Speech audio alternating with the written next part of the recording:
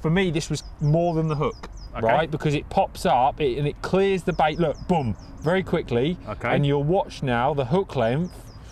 If you watch really carefully here, it's obviously so buoyant, it breaks away again, and it actually, look, and it sits above the Method. Okay. Now that's a pop-up. Yeah. All right, so you're fishing a pop-up now. I think that's maybe the stiffness of the line pushing it up.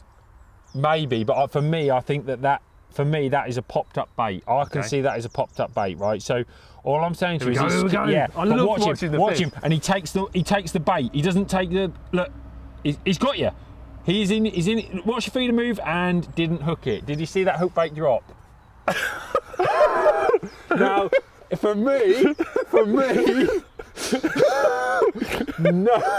no amount of anything could have counted for that, Rob. He had it in its mouth. He spat the bait out, all right? And then you thought, oh, that's on. How many times have you been fishing in your life and that's happened? Loads. A million times. Million times. Yeah. And that is what's happening.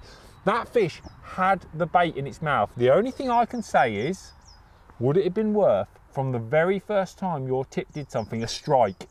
Because it didn't hook itself, did it? A heavier fish. How big's that feeder? 20 gram. 20 gram. Change it for 30.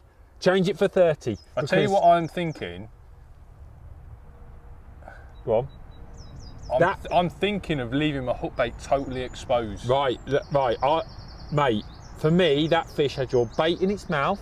It didn't hook itself. I think the hook was covered with the micros.